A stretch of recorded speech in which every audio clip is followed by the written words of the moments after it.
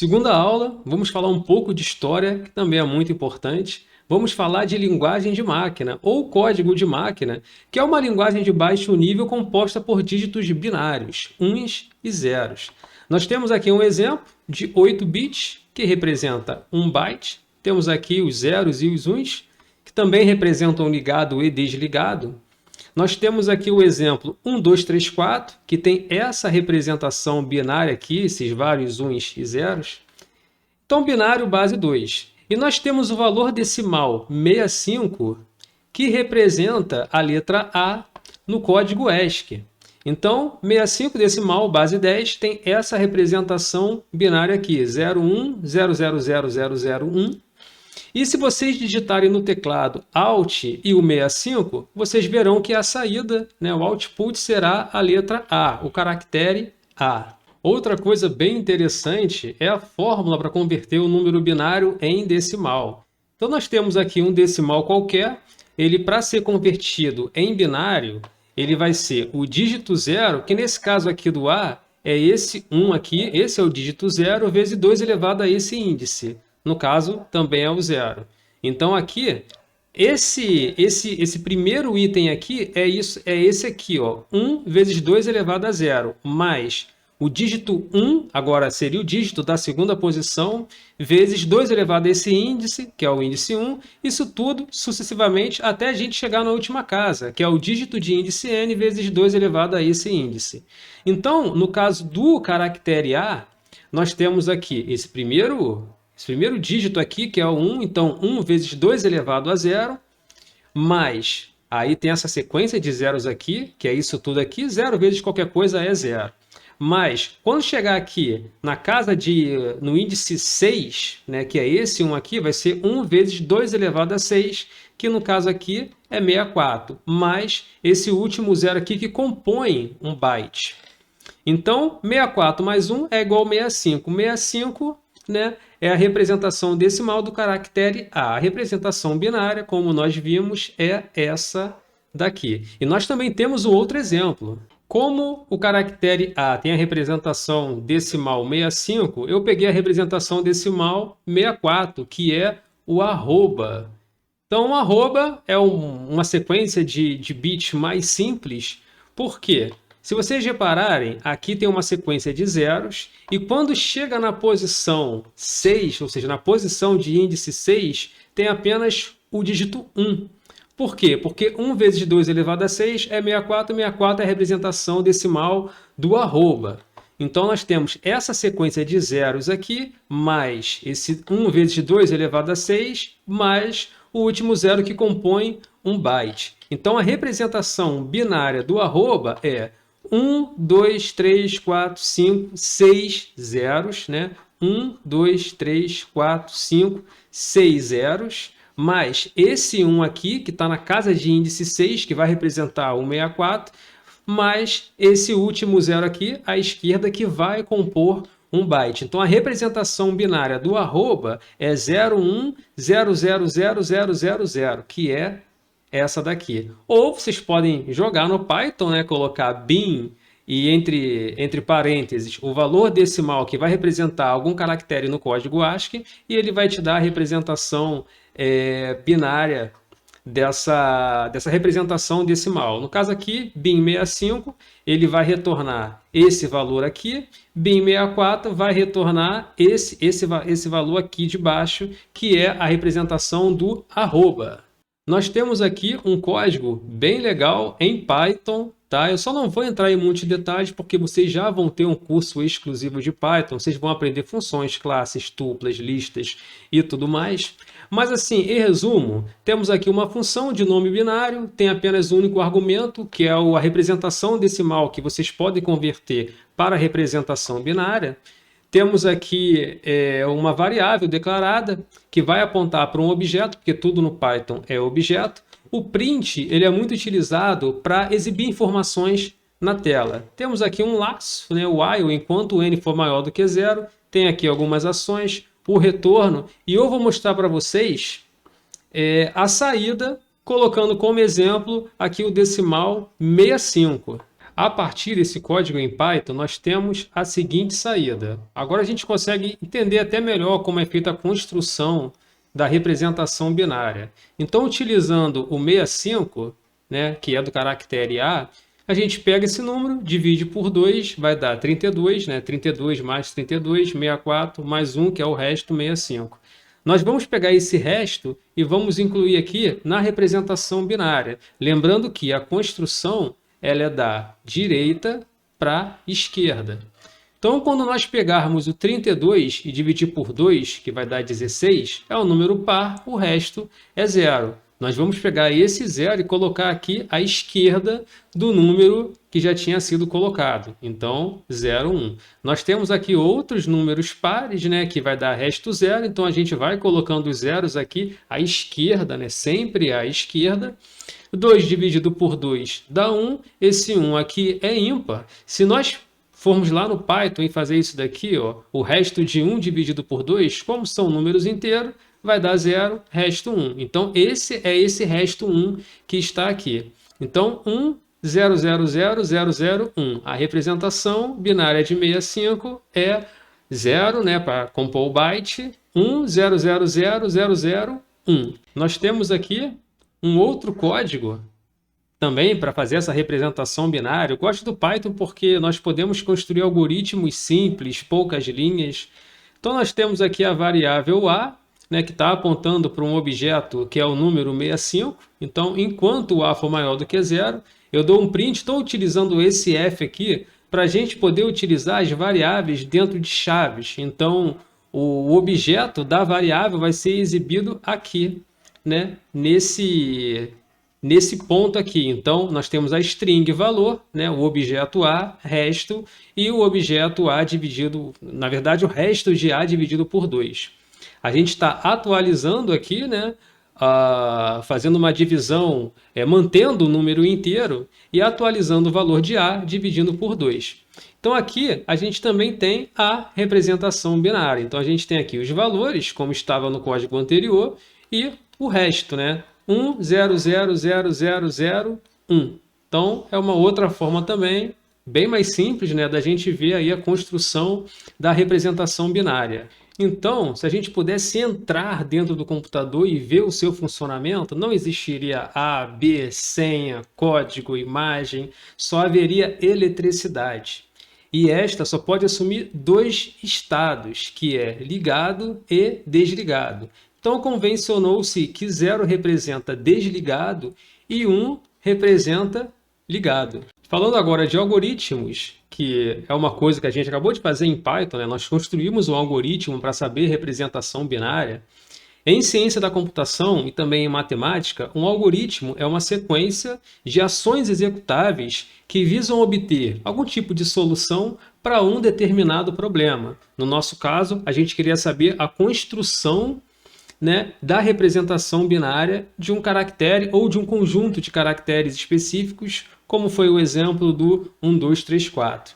Então, o algoritmo nada mais é do que uma sequência de instruções ou comandos realizados de forma sistemática, né, com funções, classes, listas, tuplas, dicionários e tudo mais, para resolver algum tipo de problema ou para executar uma determinada tarefa. Falando agora de algoritmos e lógica de programação, enquanto a lógica de programação, fazendo um comparativo, né, é a estruturação de conceitos e regras que orientam a execução do algoritmo, o algoritmo em si é a receita. Ou seja, é os comandos claros, o passo a passo, step by step, que vai conduzir as ações para a resolução de um problema ou para atingir algum tipo de objetivo.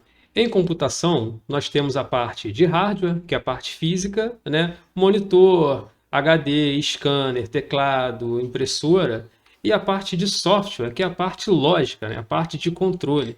Nós temos aqui 2 exemplos bem interessantes, bem complexos também, né? 2 programas. O primeiro deles é o AutoCAD, utilizado na engenharia, na arquitetura, altamente complexo, muito interessante. E o CryEngine, utilizado para a criação de vários games, vários jogos, na verdade, também é altamente complexo. Então, nós temos no mundo inteiro uma gama enorme, né, tanto de hardware, hoje já muito mais abrangente, e também na parte de software. Agora, voltando aos primórdios da computação, a gente vai falar agora dos primeiros computadores, né? Os computadores mais importantes. A gente tem em 1938 o Z1, que foi o primeiro computador programável. Em 1943 nós temos o Colosso, que foi usado pelos britânicos para decodificar mensagens alemãs. Tem até um filme interessantíssimo, eu não vou lembrar o nome agora, mas se eu lembrar eu falo aqui depois, coloco aqui nos slides. Em 1900, é o Enigma, eu acho que é isso.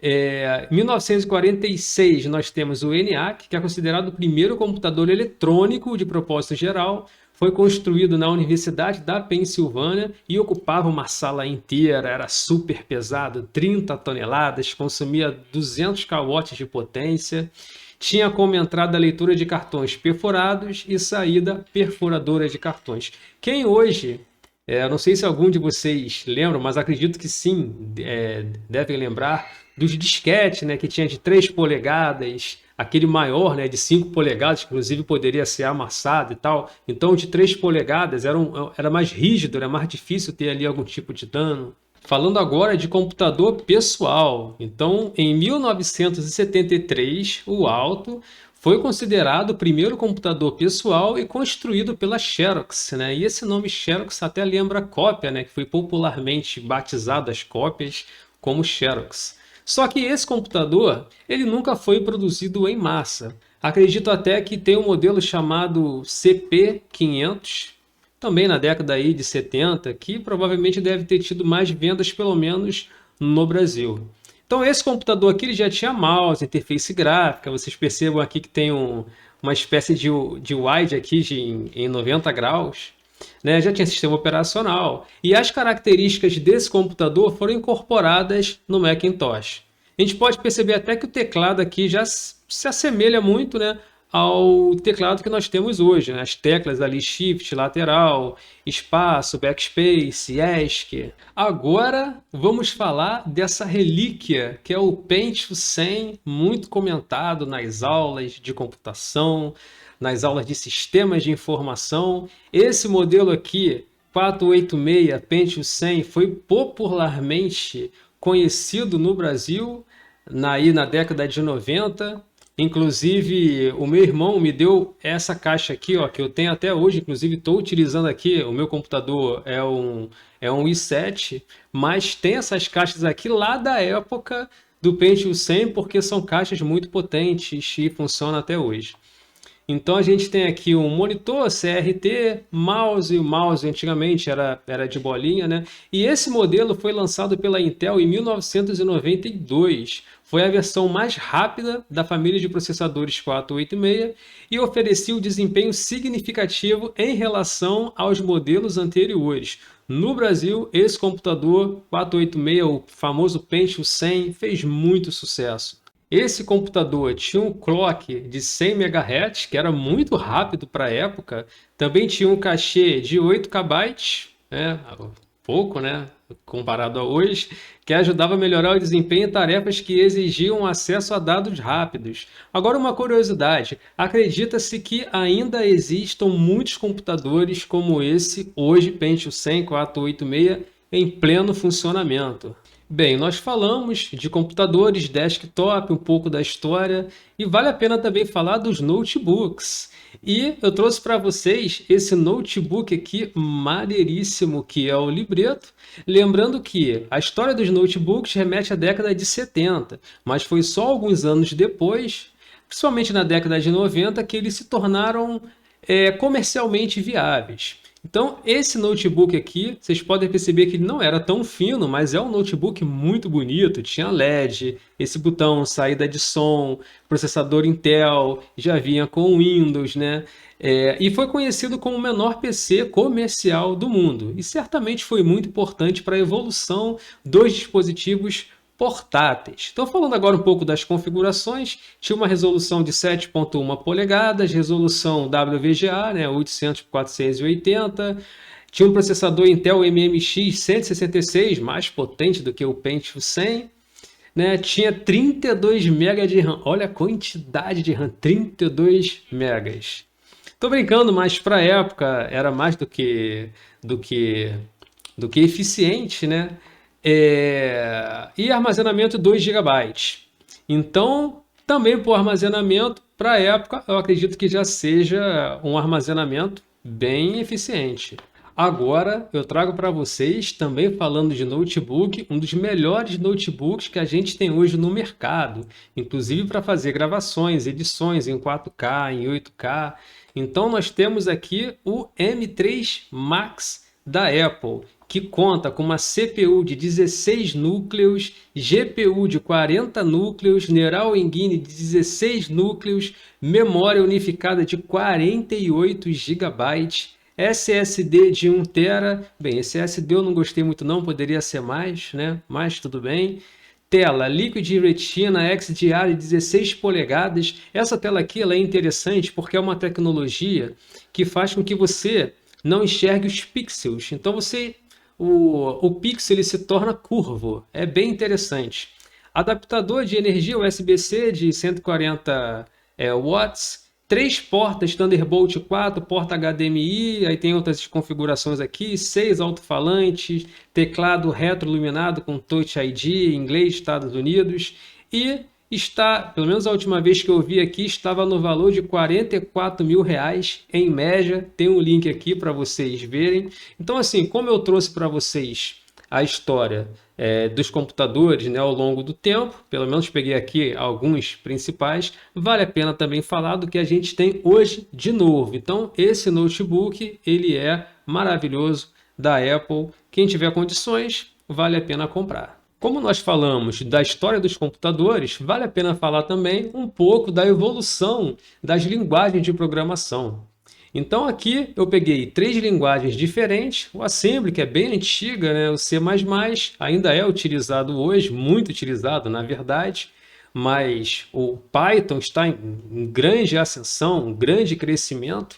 Inclusive tem algumas matérias que vocês vão utilizar o C++, acredito que outras vão utilizar o Python. Eu espero que não utilizem o Assembly porque é uma linguagem muito complexa. Vocês podem perceber aqui, ó, que a simples soma de 2 números inteiros é complexa, né? Tem um monte de move, push, pop, call e tudo mais. Então, é uma linguagem realmente difícil, mas foi muito importante para a evolução aí dos sistemas de informação. Aqui do lado temos o C++, que é uma linguagem mais fácil, né, em comparação ao Assembly, mas é mais difícil em comparação ao Python. Já já eu vou explicar aqui para vocês. No Python a gente começa importando a biblioteca IOStream, a gente declara aqui uma função, a gente declara as variáveis, já colocando o tipo de dado que será essa variável, no caso aqui serão 2 números inteiros, temos aqui o standard, o console output, o endline, o return, aqui a gente está chamando a função, fazendo essa soma. Então assim, não é tão complexo, mas é menos complexo do que o Assembly, mas é mais complexo do que o Python, apesar de não ser tão complexo. Também, no caso, esse exemplo aqui. Já no Python, o Python é extremamente simples. Se a gente jogar 10 mais 5, ele vai me retornar 15. Então o Python tem essa característica. Se você não utilizar funções, classes, self, ele vai rodar o código independentemente se essas características forem utilizadas ou não, né, esses parâmetros. Então o Python ele suporta programação procedural, funcional e também orientada a objetos. Então aqui a gente tem a declaração de 2 variáveis, está apontando para 2 objetos, são 2 números inteiros, e a gente também pode colocar simplesmente A mais B, que vai me retornar o número 15. Então olha a diferença do Assembly, né, para o C++ e para o Python. Claro que quando vocês forem programar em Python, eu sugiro que vocês façam estruturas com classes, funções, utilize o self, mas como informei, se não usar, por exemplo, o self e vai rodar do mesmo jeito. O Python tem essa característica, se você for gerar o executável, vai funcionar. Colocar lá um print hello world, só isso, gerar o executável, vai exibir a informação na tela com hello world, independentemente se usou classe, se usou só o print e mais nada. E agora, um resumão. Computador, máquina que pode executar programas. Programa, sequência de passos que um computador deve executar. Linguagem de programação, linguagem projetada para produzir programas de computadores. Espero que vocês tenham gostado dessa aula e a gente se vê na próxima aula. Tchau, tchau.